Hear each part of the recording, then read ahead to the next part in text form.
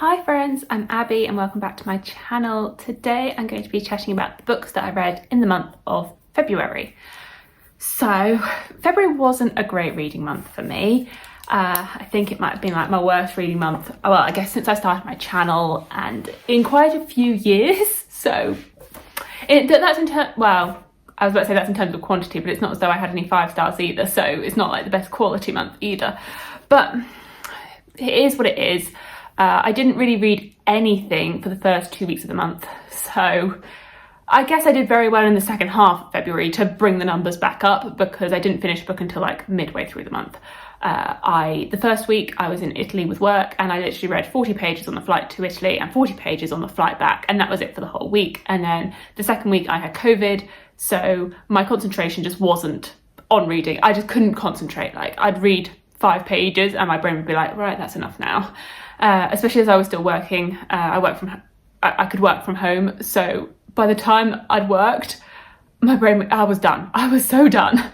So it wasn't my peak reading month, but I still have some books to talk about, so we will do that. So in total I read 3 books and I did read 3 novellas as well. So I think I was like, okay, the reading of the big books isn't happening, so let's try and bump the numbers up with a few novellas. So it looks like I've read a little bit more. So 3 books, 3 novellas, and I have started another book as well, and I am filming this on the 26th, so I have 3 days left of the month, and I do really hope to finish that book. I am 30% of the way through, so I anticipate that I will have finished a 4th book by the end of the month.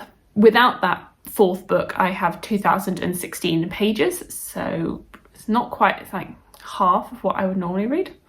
I think I normally read like 3,500 to 4,000 pages a month, so pretty low, but it's what it is. Of these, 4 of the books were fantasy, 1 was horror and 1 was a romance. All 6 of the books were adult. 3 of them I gave 4 stars, 1 a 3.5, 1 a 3 and 1 a 2. So no absolute favourites, unfortunately. I think some of the 4 stars were like really positive 4 stars though, like a 4-star plus. But nothing quite like hit the 5-star favourites, unfortunately, this month. 2 of the books were standalones, 2 were continuations and 2 were starts of series, which means my on the go series number is at 27. So all okay with all those stats and things. So I guess we will just dive right in. And the book that was unfortunately the one that was like going for 2 weeks was The Liar's Knot by M.A. Carrick, and that's nothing, it's not at all to do with the book. It really isn't the book. It was me and where I was, and so I gave the book a disservice by spreading it out over so much time. I think by the time it got to the end of the book, I was like, is this book ever going to end? And that's not because the book was dragging, it was because I was dragging my feet reading it by being away and ill. So I felt like I was in this world for a very, very long time. So this is the second book in the Rook and Rose trilogy, the first book being The Mask of Mirrors, which I read at the end of 2021, and I really, really enjoyed it. I say I enjoyed this probably to a similar extent, except, well, I think I prefer The Mask of Mirrors, but there are some excellent scenes in this as well. I really enjoy these characters. I really enjoy the writing. I liked how we started to understand a lot more about the politics and the magic in this book, and seeing, and just that understanding. There was more exploration of the character Vargo, which I really liked as well, because I was definitely interested in him from book 1, so it was really interesting to see more of him and see his point of view a little bit more and like unearth a few little tidbits about him. There was a scene at like the 80 pages mark, so this was on the flight home, or I think it was on the train home, and I was on the train and I was surrounded by people, and I literally just stopped. I was like, and I messaged Angela, and Angela was like, I was waiting for you to get to this scene, and I was like, I can't say anything about it, but I feel so satisfied. I feel so satisfied. It like made my day. It really made my day reading this scene. I was like, and then I was like, Abby, don't react, you're on a packed train. And I was like, but the book, and I was messaging Angela, and I was like, Angela, the book. And I was like, everyone's gonna be looking at me like I'm so bizarre, freaking out over a book. And oh, if you know, you know. And if you know what my thoughts were on the first book, then you know. Okay, so but yeah, I'm very intrigued with where this is going to go next in the third book. I'm looking forward to reading that. Hopefully it comes out this year. I really hope it comes out this year, because I think they've finished working on it, but it will just depend, I guess, on the paper shortage and other publications. But yeah, I'm very intrigued to see what's going to happen next to our characters and what's going to happen. And I thoroughly enjoyed myself with this one. I would definitely recommend the series if you're interested in picking it up. As I realised my reading was really slow, this is when I started picking up some novellas. So I picked up Under One Roof by Ali Hazelwood. This is one of the 3 short stories that she's releasing this year. So she has 3 novellas coming out, and then she has her full-length book coming out in the summer. So these are originally being released only on audio, and then I think the ebook's coming out later on this year. And normally I would just wait until there was like a print copy or an ebook. I don't know, I'm not like a massive audio person. I generally use it for rereads or non-fiction, but I was just, this was when I was COVID brained, and I was like, I need something light, I need something that doesn't require that much attention, I need something short, and this really like fit those specifications. So it's just a short romance. So you're following our main character, who I can't even remember the name of now. I can't remember their names at all, either of them. She has been left in the will a house, but she's only been left half the house. The other half of the house is owned by someone else, and it's like they have joint ownership over this house. And so she moves in, and he's like, no, I don't want you here. I will pay you like however much so that I can have the whole house. And she's like, no, I want this house. I want to stay here. And it's their dynamic and their relationship as they grow to get to know each other. And it was really cute. It was fun. It was exactly what I needed. I feel like I could have had a bit longer with those characters, I guess, because I've already forgotten their names. I could have had longer, and then maybe their names would have stuck with me a little bit more, but I really enjoyed it. It was fun. And definitely ticked the boxes that I needed ticking. And then the other novella that I read was A Spindle Splintered by Alex E. Harrow. I've read, I think, everything Alex E. Harrow has released, so The Once and Future Witches and the 10,000 Doors of January. I think 10,000 Doors of January is still my favourite, but this was fun. This is a Sleeping Beauty retelling, and I found this quite fun. I enjoyed it. I was a bit like anxious going in because I'd heard about the sort of modern influences within this, and that it's more like a portal fantasy. It's a portal fantasy with like not Rapunzel. Every time I talk about this, I want to say it's Rapunzel, but it's not Rapunzel, it's Sleeping Beauty. Like every time I'm like, it's a Rapunzel retelling. No, it's not, it's Sleeping Beauty. And it has those Sleeping Beauty elements to it. I find it very modern. It has, I think Alex E. Harrow is really leaning into like trying to be very feminist with her writings, and trying to be very forward-thinking and putting these forward-thinking elements into the fantasy story, which is good, but I also feel like some of those elements sometimes overshadow the sort of fantasy whimsy of it. And I didn't notice this so much in 10,000 Doors of January. It was more in Once and Future Witches, which is very much leaning towards the feminist message. I felt in that one that the message was too strong and overrode the plot. This one, I felt like it was a bit more balanced. And I did enjoy this. This does stand alone, but I think there are going to be other novellas set in this world. I've requested the second one on NetGalley, but I don't know like how many are going to be in this sort of novella format, fairy tale retelling type situation, because it does stand quite well by itself.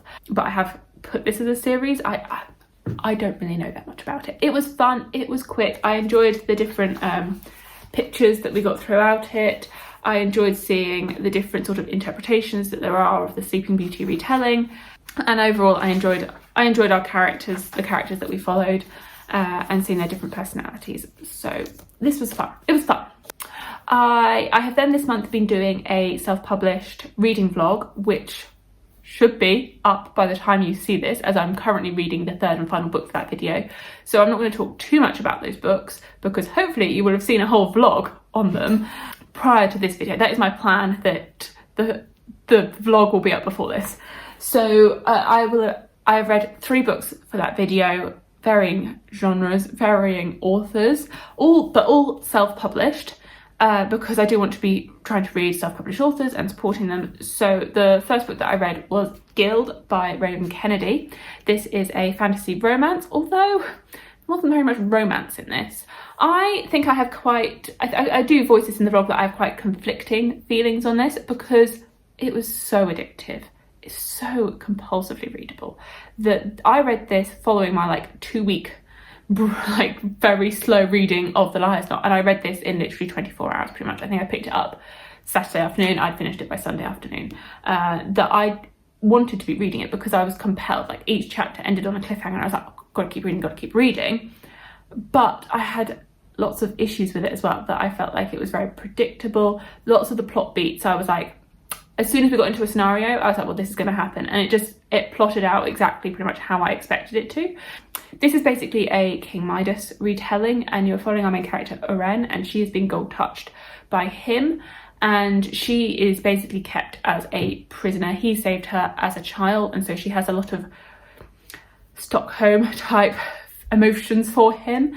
And it's more like she's kept as a pet, that she's in this gilded cage. She has free reign pretty much of the palace, but they've like separated the palace, and so she just has the side that she can be on and is caged in there. And you're following her. It's very, men are horrible in this, just men are the worst of humanity.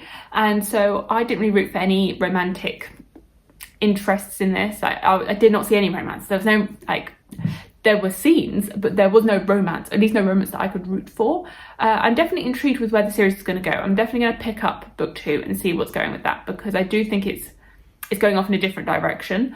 So I am interested in that, but that's why I have such conflicting feelings on this. I think I've given it 3 stars because I have to give it like props for being compulsively readable. I was addicted. I wanted to keep reading this. I was intrigued by what was going to happen, but I have issues with, I feel the main character was annoying, the plot beats were predictable, and I wasn't really rooting for any sort of romance. I don't think you're meant to be rooting for any of the romances. It would have been, I don't know, I don't even know. But I am intrigued. I'm intrigued to see where this goes next. And I have heard that this sort of sets up as like a prequel for the rest of the series. So I think I will give the second book a go. Depending on how I feel about that one, that will decide if I keep going with the rest of the series. If I really like that second book, which I hope I do, and I've generally heard pretty positive things about that second book, then we shall see. We shall see. As well, I read Hellmouth, which is a novella by Giles Christian. This I didn't really like. A novella short story. He does have traditionally published books. He has Lancelot, which I'm definitely interested in reading. But Hellmouth, I feel... I struggled to even like voice my opinions on it. Like, I don't really have that many opinions on it. It just didn't give me anything. It didn't give what it was supposed to give. So I went into it thinking it was going to be a horror, and it felt more like a historical dark fantasy, I would say. And I like the premise. The premise is that you have this haunted castle, and that there is this pit to hell within this castle, and that the castle is keeping something hidden trapped within it, because everything is as though it's guarding something inwards. And this is an actual place. There's a place in, I think it was the Czech Republic, which this whole novella is based on, and there has been lots of creepy horror things that have gone on in this castle in the Czech Republic. So I find that whole history and that whole setup really, really interesting, but I wasn't a fan of the novella. Maybe I didn't have any connection to the characters, so I wasn't scared for them. Maybe I wanted more suspense, and it didn't really give me suspense. It just gave me... I wasn't scared. And I'm not really someone that enjoys horror, but I wanted to be a bit more scared, and this just felt more like it was diving into like the hell side of horror rather than the scary side of horror. And then the final book that I've been reading for that vlog is Cold from the North by D.W. Ross. So I just thought I would add my thoughts on Cold from the North. It's been a little while since I filmed this original February wrap-up. So I did manage to finish Cold from the North in February on the 28th. In general, I liked it. I don't think it's not a new favourite. I'd say it's probably like a 3.5 star. I think it was a good debut, a good like self-published fantasy debut. I liked our world, and I liked the sort of you start off in this very cold, rugged setting, and then you see our characters fleeing this threat from the north, this evil threat, and you see them fleeing that, and they end up in another part of the world which has a climate that we would be more used to, and I liked seeing the understanding behind why that is, and I liked exploring the magic within the world and exploring like the consequences of the magic and how the magic came to be, and I liked that whole sort of setup and the world building. I particularly liked, I'd say, the middle chunk of the book. I'd say the first half is really very action-packed as they're fleeing this threat, and then the middle chunk we do get like some of the character development and the world building and this exploration that I really enjoyed. And then I liked the ending, but I didn't love the ending, as in there's nothing wrong with the ending at all. I just feel like my peak enjoyment was during the middle chunk, when it was a little bit slower. And I think my critique of the book as a whole is that I would like more world and character development, and making these characters more rounded individuals with more distinct personalities. Overall, those were my thoughts on it, and I would recommend it, especially if you like books by, like, say, John Gwynne. You like the epic fantasy tales. But I will link the vlog, so just thought I would add that in. And then the one other book that I read in February is House of Sky and Breath, the second book in the Crescent City series by Sarah J. Maas. Surprise, surprise, I read this. Surprise, who would have thought? And I wasn't really, the day that I could get out of isolation from COVID was the release date, and I had ordered this to store because I was scared of it not arriving, and I was like, oh, what a perfect like treat. What a treat. I did get the Waterzones exclusive edition, thinking it was going to be a bit more exclusive than what I got. Like, it's just plain, there's nothing on the hardback, it just has the signature. I don't really know if you can call this an exclusive edition just because it's got a signature, and it's like signed special first edition. It's just the same, it's just the same. So this book, I always enjoy Sarah J. Maas. I always do. I enjoy her writing style. I enjoy the tropes that she uses. I enjoy the way that she crafts her stories in general. But I have lots of issues with this. And I think a lot of it stems from it being too long. It's 800 pages. It probably should have been maybe 550, 600 pages, because it really was too long, and it really should have been edited a bit more. I don't know, because Sarah J. Maas has so much hype now and lots of people love her books, if the people at Bloomsbury are scared to tell her that she needs to be edited, because this really did need some editing. I wasn't so much of a fan of the direction of the plot. It's hard to get into without spoilers, but I just found that some of the choices and the focus, I wasn't so interested in it. And I was like, can we please focus over here? Like, can we go over here, please? I don't want to go down this direction. And we just kept going down this direction. I was like, and so that annoyed me. Like, some things that I'd hoped we'd left in book one, I was like, okay, that is now closed. They got reopened, and I was like, oh, why? That sort of the direction, I just wasn't.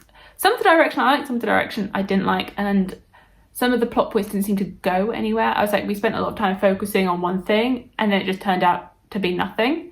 And I was like, well, what was the point in focusing so much on this throughout the whole book, and then it just doesn't go anywhere? Like, it just stops, and that's the end of that. And so that's where I have issues.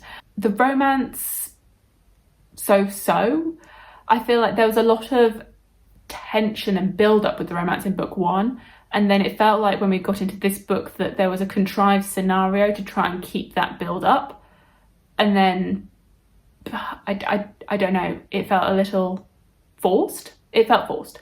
I do still root for the romance. I just was a bit like, why do we have to have this such contrived scenario? And then I hated the ending. I won't talk about it, but I hated it. If you've read this, then you know. I wish it didn't happen. When I was reading the scenes, I was like, no, don't want to read it. No, don't like it. No.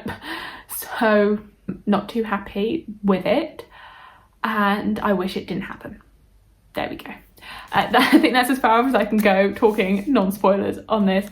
I mean, but the thing is, I did still enjoy it. Like, I had fun, but I always want Sarah J Maas books to be 5 stars because so many of her books are 5 stars to me, and this wasn't 5 stars because I had lots of issues with it. But I still enjoyed it because it's Sarah J Maas and I always enjoy her books. I always do. And in my head, I pretty much always give them 5 stars already. Like before I even read them, I'm like, it's going to be 5 stars, but this just wasn't. It started off at 5 stars, as they always do. Like some stars have to like work, some books I feel like have to work their way up. Like you just don't know when you're going in. You're like, it could be a 3 stars and then you're like, oh no, it's 4 stars. And then it keeps like gaining. Whereas this one, I'm like 5 stars and then things happen. I was like, okay, deduction. So I think I've like settled on 4 stars for this because there's so much that I do enjoy. Like I do enjoy her books. I do enjoy her world. Like I do. I'm disappointed because I'm disappointed. Okay, I'm disappointed. Those are all the books that I read in February. How was your reading month? I get that February's a short reading month, so I shouldn't be saying it was my worst reading month of the year because, or like of like 2 years, past 3 years. But and compared to some people, like what I read was a lot. So I mean, compared to a lot of people, what I read was a lot. But let me know how your reading month was. Did you have a great reading month? What was your favourite book of February? And thank you so much for watching, and I will see you in my future videos. Bye!